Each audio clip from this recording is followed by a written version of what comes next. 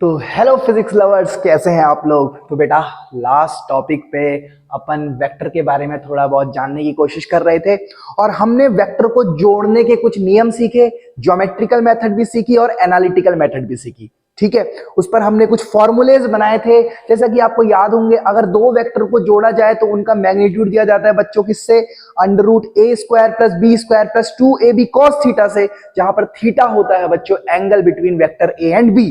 बेटा ऐसी कुछ अपन ने कहानी पढ़ी थी। और बेटा हमने एक और फॉर्मूला डिस्कस किया था, tan beta equal to B sine theta upon A plus B cos theta. I hope ये फॉर्मूले आपको रिमेंबर होंगे और इस पर आपने काफी सवाल भी किए होंगे। ठीक है बच्चों। और उसके बाद बच्चों अपन ने कुछ कंडीशंस पढ़ी थी। कैसी कंडीशन पढ़ी थी कि अगर दोनों वेक्टर एक ही डायरेक्शन में हो तो उनका मैग्नीट्यूड कैसे लिखा जाता है, आई मीन रिजल्टेंट का मैग्नीट्यूड कैसे लिखा जाता है। दो वेक्टर ऑपोजिट डायरेक्शन में हो तो मैग्नीट्यूड का रिजल्टेंट कैसे लिखा जाता है। इसी तरीके से बेटा आज अपन पढ़ेंगे range of magnitude of resultant of two vectors. यानी कि क्या बच्चों, बेटा अगर तुम दो वेक्टर्स को जोड़ रहे हो, फॉर एग्जाम्पल तुम्हारे पास ये ए वेक्टर है और बच्चों तुम्हारे पास एक बी वेक्टर है, अगर तुम इनको जोड़ रहे हो, कंडीशन ये है इनका मैग्नीट्यूड तो रहेगा फिक्स, बट तुम इन्हें अलग अलग एंगल्स पे रख के जोड़ सकते हो।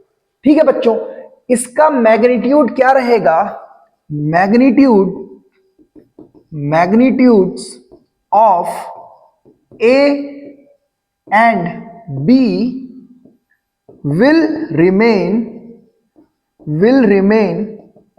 fixed। बच्चों मैग्नीट्यूड फिक्स रहेगा, तुम बस क्या कर सकते हो, इनकी डायरेक्शंस को बदल सकते हो, इनके बीच का एंगल बदल सकते हो और तुम्हें यह पता लगाना है कि बच्चों किस एंगल पर तुम्हें मैक्सिमम वैल्यू मिल रही है रिजल्टेंट की और किस एंगल पर मिनिमम वैल्यू मिल रही है रिजल्टेंट की। बच्चों जिस एंगल पर तुम्हें मैक्सिमम वैल्यू मिलेगी वो उसकी अपर लिमिट हो जाएगी मैक्सिमम, और जहां पर आपको मिनिमम वैल्यू मिलेगी वो हो जाएगी बच्चों लोअर लिमिट, यानी कि minimum value of the resultant. ठीक है, और उन्हीं दोनों के बीच बेटा रिजल्टेंट होना पॉसिबल है, तो हमें बच्चों एक रेंज मिल जाने वाली है। आई बात समझ में। चलिए बेटा देखते हैं कैसे ये करा जाता है। बेटा अगर आप ध्यान से देखेंगे तो ये चीज अपन ऑलरेडी कर चुके हैं, ये चीज अपन लास्ट लेक्चर में कर चुके हैं बच्चों। फॉर एग्जाम्पल अगर मुझे दो वेक्टर के रिजल्टेंट का मैग्नीट्यूड लिखना है बच्चों, तो मेरा फॉर्मूला होता है under root A square plus B square plus 2ab cos theta. और बच्चों ये रिजल्टेंट मैक्सिमम कब होगा, तब होगा बच्चों जब ये cos थीटा की वैल्यू मैक्सिमम होने वाली है, क्योंकि बच्चों a और b तो बदल नहीं रहा है। तो जब r मैक्स होगा बच्चों तब cos थीटा की वैल्यू मैक्सिमम होने वाली है। और बच्चों cos थीटा मैक्सिमम कब होता है, cos थीटा सर मैक्सिमम होता है 1 पर, यानी कि जब थीटा कितना होता है बच्चों 0 डिग्री। ये अपन ने पहले पढ़ा हुआ है जब अपन दो वेक्टर को सेम डायरेक्शन में जोड़ के दिखा रहे थे। तो बच्चों यहां से आर मैक्स आ जाएगा a प्लस बी। ये तो डेरिवेशन हमने लास्ट लेक्चर में किया था सर, जब दो वेक्टर के बीच का एंगल 0 डिग्री होता है तो उनका जो मैग्नीट्यूड होता है वो a प्लस बी है।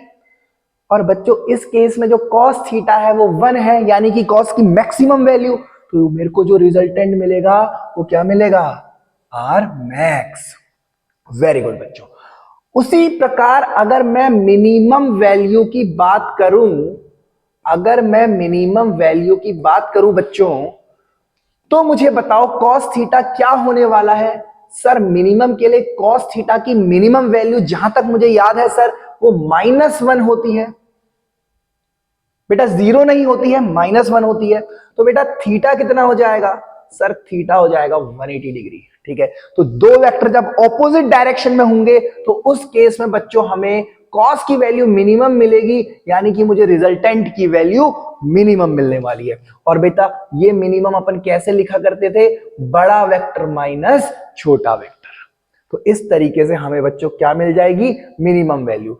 अब बच्चों जो भी ये वेक्टर की रिजल्टेंट आने वाले हैं, इन दोनों वेक्टर को जोड़ के जो भी आंसर आएगा बच्चों वो आर मिनिमम और आर मैक्सिमम के बीच ही होने वाला है। तो ये बच्चों हो जाएगी उसकी रेंज।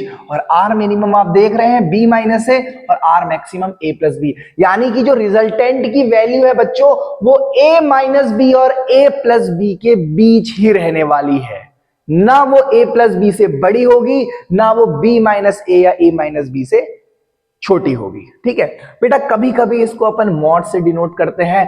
अब तो भाड़ में जाए कौन बड़ा कौन छोटा, बेटा आंसर हमेशा पॉजिटिव ही आने वाला है।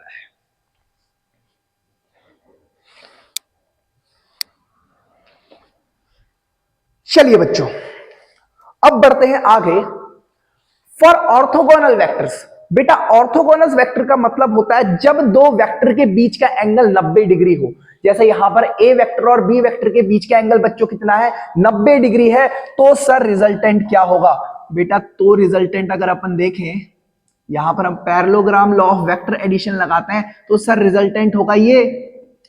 तो बच्चों अगर ये ए है, ए का magnitude and this is B, बेटा ये बी क्यों हुआ, बिकॉज पैरेललोग्राम की opposite sides parallel and equal होती है। तो यहां से बच्चों ये पाइथागोरस थ्योरम अपन लगा सकते हैं, because this angle is 90 degree. तो हमें मिलेगा बच्चों रिजल्टेंट, जिसे हम लिख सकते हैं mod of A plus B बराबर under root A square plus B square. बच्चों जब थीटा 90 डिग्री होगा तब अपन mod of A plus B vector को under root A square plus B square लिख सकते हैं। सर क्या ये आप मैग्नीट्यूड वाले फॉर्मूले से निकाल सकते हैं? बिल्कुल बेटा, वहां से भी मैं निकाल सकता हूं। वहां से अपन आर को लिखेंगे बच्चों under root A square plus B square plus 2ab cos 90 degree. बच्चों What is the value of cos 90 degree? बेटा cos 90 डिग्री की वैल्यू होती है 0, एकदम नील बट्टा सन्नाटा। तो यहां से r आ जाएगा बच्चों under root of A square plus B square, because ये टर्म तो हो गया 0। तो ये हो गई बच्चों रिजल्टेंट की वैल्यू। ये अपन ने दोनों मेथड से निकाली, डायग्रामेटिकली ज्योमेट्रिकली भी अपन ने देखा, पाइथागोरस थ्योरम लगाई और अपन ने फॉर्मूले से भी निकाल लिया। ठीक है बच्चों, आई होप ये टॉपिक आपको क्लियर हुआ होगा। क्लियर हुआ तो बच्चों आगे बढ़ते हैं। तो यहां बच्चों हमारे सामने एक सवाल इसने रख दिया है। अब बच्चों सवाल क्या है, सवाल ये है two vectors have magnitude 10 units and 5 units. If the angle between them is 60 degree, find the magnitude of their resultant and also find the direction of resultant from both the vectors. ठीक है, ये बेटा for नहीं है, from both the vectors. क्या बोल रहा है बच्चों, ये बोल रहा है कि सपोज आपके पास एक वेक्टर ए है, this is vector A, and इसका जो मैग्नीट्यूड है, इसकी जो लेंथ है वो 10 यूनिट्स है। और एक दूसरा वेक्टर है बच्चों बी, इसको बोल देते हैं वेक्टर बी। बच्चों इसका जो मैग्नीट्यूड है वो कितना है, वो 5 यूनिट्स है। तो बच्चों हमें ये पूछ रहा है जो इनका रिजल्टेंट होगा, find the magnitude of their resultant. इनके रिजल्टेंट का मैग्नीट्यूड बताइए बच्चों। रिजल्टेंट का मैग्नीट्यूड का अर्थ ये है इन दोनों को जोड़ के, इन दोनों को जोड़ के बच्चों जो भी वेक्टर बनेगा, तो parallelogram law of vector addition से हमने इन दोनों को जोड़ के जो भी वेक्टर बताया उसकी लेंथ हमें निकालनी है। और इन दोनों के बीच का एंगल बच्चों कितना है, 30 डिग्री। ओ सॉरी बच्चों, इन दोनों के बीच का एंगल है 60 डिग्री। तो बेटा एकदम इजी सा सवाल है।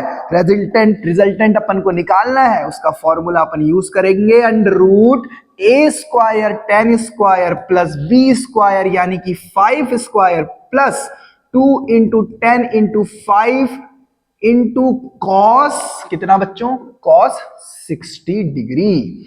तो बच्चों यहां से आर आ जाएगा under root 10 square is 100, 5 square is 25 plus 10 5 50 into 2 is 100, cos 60 degree is 1/2, तो ये कैंसिल हो जाएगा 50 and it will be equal to 150 175।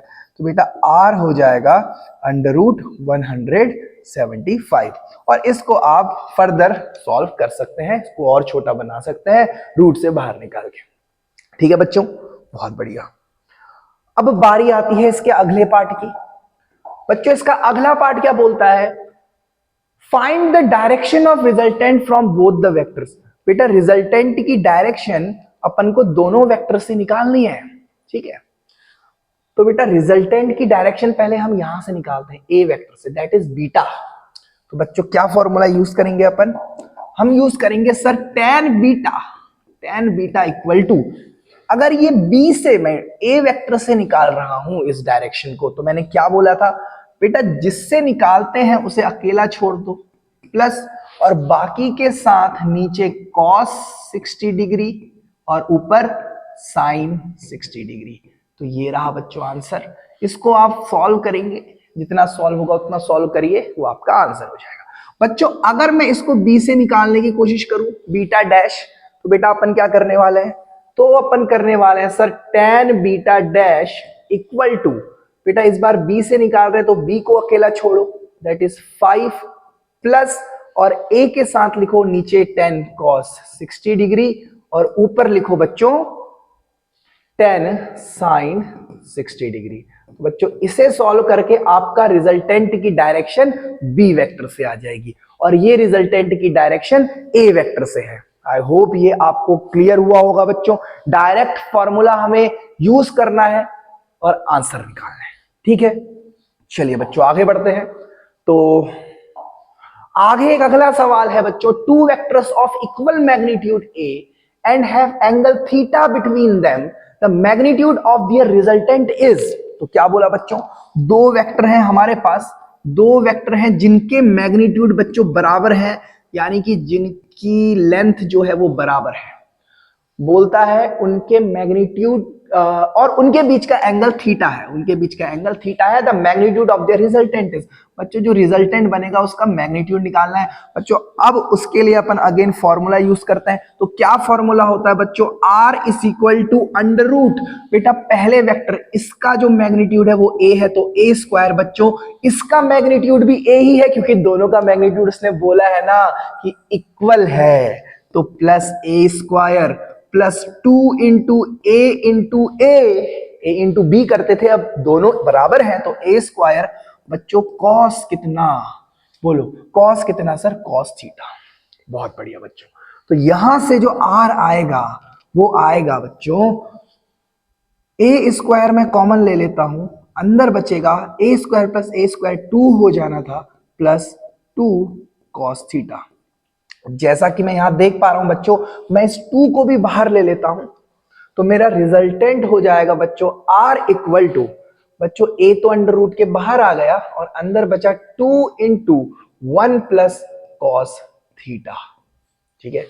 पर बेटा ऑप्शन में तो ऐसा कुछ है नहीं, ऑप्शन में ये थीटा बाई 2 की फॉर्म्स है। तो बच्चों अपन एक आइडेंटिटी यहां पर देखते हैं, ट्रिग्नोमेट्री की बहुत फेमस आइडेंटिटी है बच्चों, कॉस 2 थीटा होता है 2 कॉस स्क्वायर थीटा माइनस 1, और कॉस थीटा को अपन लिख सकते हैं, आप ट्रेंड देखिए कि जो ये 2 थीटा एंगल है यहां जाके आधा हो जा रहा है, तो अगर कॉस थीटा होगा तो अपन लिखेंगे 2 कॉस स्क्वायर बच्चों थीटा बाई 2 माइनस 1, इस माइनस 1 को LHS में ले जाइए तो ये होगा 1 plus cos theta equal to बच्चों 2 कॉस स्क्वायर थीटा बाई 2।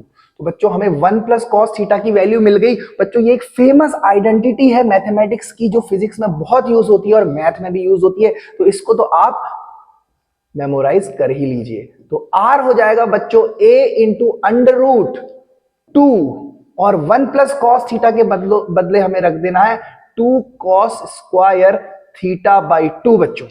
तो यहां से बच्चों रेंज हो जाने वाली है, यहां से रेंज हो जाने वाली है r इक्वल टू बच्चों 2 और 2 बाहर आ जाएगा, 2 बन जाएगा और कॉस स्क्वायर बाहर आके कॉस बन जाएगा, तो कॉस थीटा बाई 2। तो इस तरीके से बच्चों हमारा करेक्ट आंसर हो जाएगा 2a कॉस थीटा बाई 2, यानी कि ऑप्शन सी। तो आई होप आपको ये सॉल्यूशन समझ आया होगा। तो बेटा ये जेईई मेंस का क्वेश्चन है, अब किसी सन में तो आया हुआ है, तो आप जब पीवाईक्यूज करेंगे तो आपको पता चलेगा। तो इस तरीके से बेटा आपको सॉल्यूशन करना है।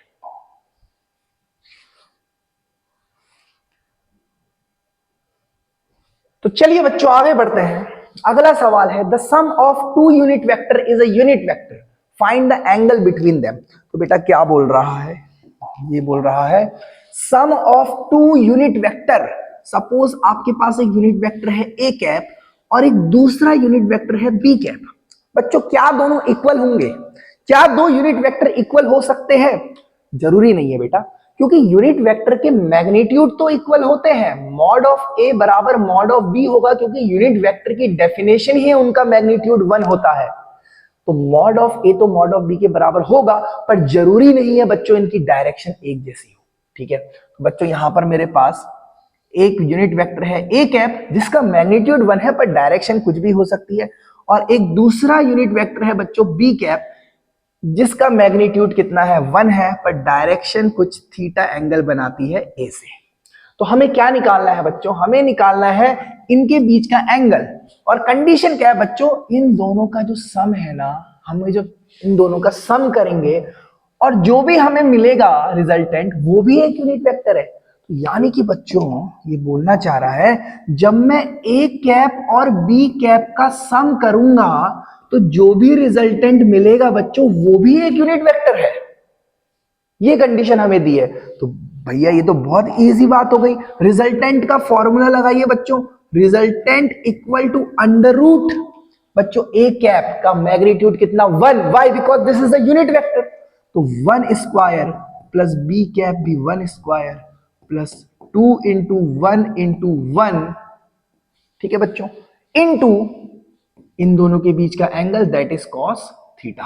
बहुत बढ़िया बच्चों। What is mod of R cap? Sir mod of R cap is also equal to 1। क्यों बच्चों? अरे सवाल में दिया है sum of two unit vector is a unit vector, तो इसका मॉड भी 1 ही होगा। बच्चों इसके बदले अपन रख देते हैं 1 इक्वल टू, दोनों साइड स्क्वायर करके हमें मिलेगा 1 प्लस 1 2 प्लस 2 कॉस थीटा। तो बच्चों इसे सॉल्व करके cos थीटा हमारा आता है -1/2 और cos थीटा -1/2 बच्चों होता है थीटा बराबर 120 डिग्री पर। कितने पर बच्चों? थीटा बराबर 120 डिग्री पर। तो ये रहा बच्चों हमारा आंसर। आई होप कि ये बात आपको समझ आई होगी। ठीक है बच्चों, आगे बढ़े। बेटा अगला सवाल बोल रहा है which of the following cannot be the resultant of two vectors of magnitude 10 and 15। ठीक है बच्चों, अब ये टॉपिक हमने पढ़ा हुआ है। तो बेटा दो वेक्टर है हमारे पास, एक वेक्टर है a जिसका मैग्नीट्यूड है बच्चों 10 और दूसरा वेक्टर है b जिसका मैग्नीट्यूड है 15। ये बोल रहा है इनमें से किनका मैग्नीट्यूड 10 और 15 वेक्टर को जोड़ के जो भी बनेगा वो नहीं होगा, जो भी बनेगा उसका मैग्नीट्यूड वो नहीं होगा। मतलब which of the following can not be the resultant of two vectors of magnitude 10 and 15। यानी कि दो वेक्टर जिनके मैग्नीट्यूड 10 और 15 है, उन्हें जोड़ के जो भी वेक्टर बनेगा वो उसका जो मैग्नीट्यूड है वो इनमें से क्या नहीं होगा। ठीक है, चलिए बच्चों इसको करने के लिए हम क्या लॉजिक यूज करते हैं बच्चों? अगर मैं इन दो वेक्टर्स को जोड़ रहा हूं, ए वेक्टर और बी वेक्टर को, तो मैं अलग अलग एंगल पर रख के इन्हें जोड़ सकता हूं। और इसकी जो रेंज होती है बच्चों, इसकी जो रेंज होती है वो हमें पता है कि रिजल्टेंट जो है वो a माइनस बी या b माइनस ए से बड़ा होगा, यानी कि 15 माइनस 10 से बड़ा होगा, एंड बच्चों 10 प्लस 15 से छोटा होगा। ये लॉजिक हमें पता है। दैट इज जो रेंज होगी बच्चों, जो रिजल्टेंट होगा वो 5 से बड़ा होगा एंड 25 से छोटा होगा। तो यहां से हमने क्या देखा बच्चों? r की वैल्यू क्या 10 हो सकती है? बिल्कुल सर, r की वैल्यू 10 हो सकती है। क्या सर r की वैल्यू 3 हो सकती है? बिल्कुल नहीं सर, r की वैल्यू 3 नहीं हो सकती, because it should be greater than 5। r की वैल्यू क्या 25 हो सकती है? बिल्कुल सर 25 हो सकती है, बिकॉज यहां पर ग्रेटर और इक्वल टू का साइन है। क्या r की वैल्यू 30 हो सकती है? बिल्कुल नहीं सर, r की वैल्यू 30 नहीं हो सकती, बिकॉज रेंज से बाहर चला गया।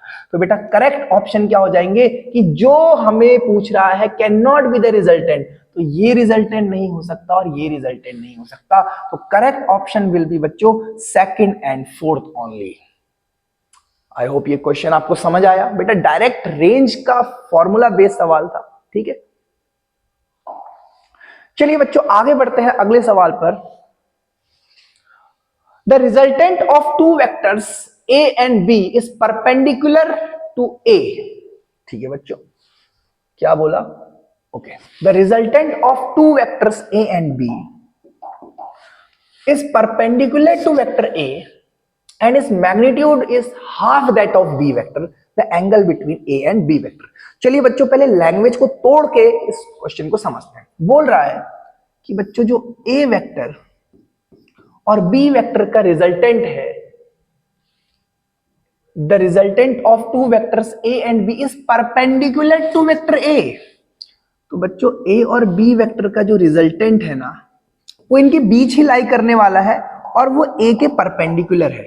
बच्चों ये जो रिजल्टेंट है दिस इज ए के परपेंडिकुलर, ये R vector is perpendicular to A. बच्चों बेटा मैंने यहां पर ए और बी के बीच का एंगल ऑब्ट्यूज क्यों बनाया? क्योंकि बेटा अगर मैं इसको एक्यूट बना देता तो इनका रिजल्टेंट ए के परपेंडिकुलर यानी कि यहां होता, जो कि इम्पॉसिबल है बच्चों। रिजल्टेंट तो बीच में ही रहेगा ना, क्योंकि पैरेललोग्राम लॉ अगर मैं यहां यूज करूं तो मुझे रिजल्टेंट यहां मिलना चाहिए। तो इसीलिए मैंने बच्चों इसको ऑब्ट्यूज एंगल बनाया ताकि मेरा रिजल्टेंट ए से 90 डिग्री एंगल बना सके। बहुत बढ़िया बच्चों, आगे बढ़ते हैं। आगे ये बोलता है and its magnitude is half that of B, और बोलता है बच्चों जो ए का मैग्नीट्यूड है, ये बोलता है the magnitude of A is half that of B. और ए का बोला कि रिजल्टेंट का बोला? ओके, रिजल्टेंट का बच्चों, ए का नहीं। रिजल्टेंट का जो मैग्नीट्यूड है यानी कि आर जो है वो b/2 है। The resultant of two vectors, एक तो परपेंडिकुलर है ए के और इसका मैग्नीट्यूड b का आधा है। तो हमें बताना है बच्चों a और b के बीच का एंगल कितना होगा। बच्चों जैसे जैसे आप वेक्टर और अच्छे से पढ़ते जाएंगे तो आपको ये सवाल कई तरीकों से करना आ जाएगा, बट फिलहाल जो हमने टॉपिक्स पढ़े हैं हम उनके बेसिस पर इसका आंसर निकालेंगे। चलिए बच्चों स्टार्ट करते हैं। तो सबसे पहले हमें क्या दिया है? यहां पर हमें दिया है ये एंगल दैट इज बीटा, कि रिजल्टेंट ए वेक्टर से कितना एंगल बना रहा है उसका हमें फॉर्मूला पता है बच्चों, tan बीटा इक्वल टू क्या होता है? ए से ये एंगल दिया है 90 degree, that will be equal to हम लेंगे b sin theta upon a plus b cos theta. ठीक है बच्चों, यही रहता है। ए से ये एंगल दिया है ना बीटा, तो मैं ए को अकेला छोड़ दिया। बच्चों tan 90 डिग्री, बीटा कितना है? 90 डिग्री है, दैट इज इक्वल टू बच्चों b sin theta upon a plus b cos theta. बच्चों tan 90 डिग्री कितना होता है? tan 90 डिग्री सर 1/0 इंफिनिटी यानी कि 1/0 equal to b sin theta upon a plus b cos theta. तो बेटा क्रॉस मल्टीप्लाई करेंगे तो a plus b cos theta बच्चों हो जाएगा 0, और ये रही हमारी इक्वेशन नंबर 1। बेटा कुछ तो यहां से आया, ठीक है, कुछ इक्वेशन ही बन गई। चलिए बच्चों आगे बढ़ते हैं, आगे बढ़ते हैं, आगे बढ़ते हैं बच्चों। दूसरा ये कुछ बोलता है r इज b/2, तो यहां पर जो r होगा बच्चों उसे अपन लिख सकते हैं under root of A square plus B square plus 2ab cos theta. ठीक है बच्चों, तो r ये बोलता है ये b/2 है, तो मैं इसके बदले b/2 रख देता हूं और बच्चों इसको स्क्वायर कर देता हूं। स्क्वायर करते ही मुझे इक्वेशन मिलेगी a square plus B square plus 2ab cos theta. तो यहां से बच्चों हमें मिलता है, अगर मैं इस b/2 होल स्क्वायर को इधर ले जाऊं तो हमें इक्वेशन मिलेगी बच्चों a square plus B square minus B square upon 4, B square by 2 इधर आया, plus 2ab cos theta equal to 0 बच्चों। तो ये हमें इक्वेशन मिली।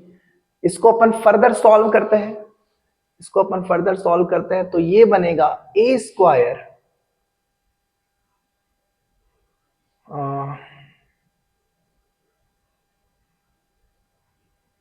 बच्चों अपन को थीटा निकालना है। चलिए यहां से इक्वेशन बनेगी ए स्क्वायर प्लस 4b स्क्वायर यानी कि 3b square by 4 plus 2ab cos theta equal to 0। अब बच्चों यहां पर हमें क्या देखने को मिल रहा है, यहां पर हमें देखने को मिल रहा है कि बच्चों मैं इस b cos थीटा को हटा के a के टर्म्स पर अगर लिखूं, या a को मैं क्या b के टर्म्स पर लिख सकता हूं, बिल्कुल इक्वेशन 1 से मैं a को हटा के b के टर्म्स पर लिखता हूं। तो बच्चों मैं इस a में b cos थीटा रख देता हूं, तो a के बदले मैंने माइनस b cos थीटा रख देना है। ये आया बेटा इक्वेशन 1 से, plus 3b square upon 4, plus बेटा यहां भी a के बदले माइनस b cos थीटा रखा, तो ये हो जाएगा minus 2 b square cos square theta equal to 0। तो बच्चों यहां इक्वेशन बनेगी b square cos square theta minus बेटा ये वाला टर्म लिखो 2b square cos square theta equal to बच्चों माइनस 3b स्क्वायर अपॉन 4। तो यहां से बच्चों हमें मिला minus B square cos square theta equal to minus 3b square upon 4। तो बच्चों b स्क्वायर से b स्क्वायर कैंसिल, तो बेटा काफी लेंदी ये सवाल जा रहा है, तो कॉस स्क्वायर थीटा बच्चों यहां से हो जाएगा 3/4, ठीक है, माइनस और माइनस भी कैंसिल, तो कॉस थीटा की वैल्यू हो जाएगी बच्चों अंडर रूट 3/2 प्लस रूट 3/2 भी माइनस रूट 3/2 भी। तो बच्चों दोनों वैल्यूज पॉसिबल है, प्लस रूट 3/2 भी पॉसिबल है, माइनस रूट 3/2 भी पॉसिबल है। अब बच्चों अगर अपन प्लस लेते हैं तो बच्चों थीटा कितना हो जाता है, अगर हम प्लस लेते हैं तो बच्चों थीटा हो जाता है कॉस रूट 3/2 होता है आई गेस थीटा बराबर 30 डिग्री पर, ठीक है। और अगर अपन कॉस की वैल्यू माइनस रूट 3/2 लेते हैं, कॉस की वैल्यू माइनस रूट 3/2 लेते हैं, तो बेटा थीटा कितना होता है, तो बेटा थीटा होगा क्या, थीटा बच्चों 150 डिग्री होने वाला है।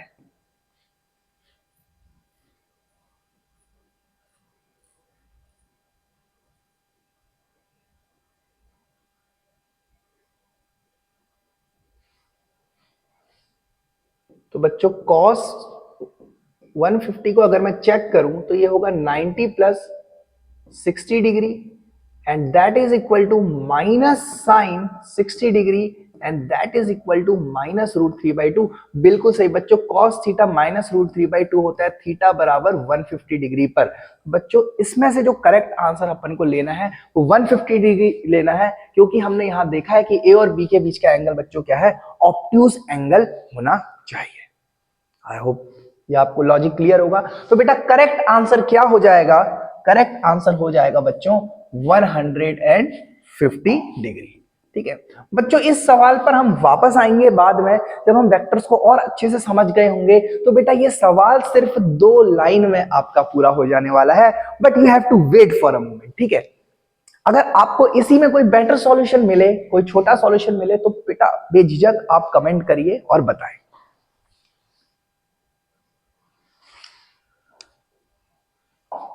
चलिए बच्चों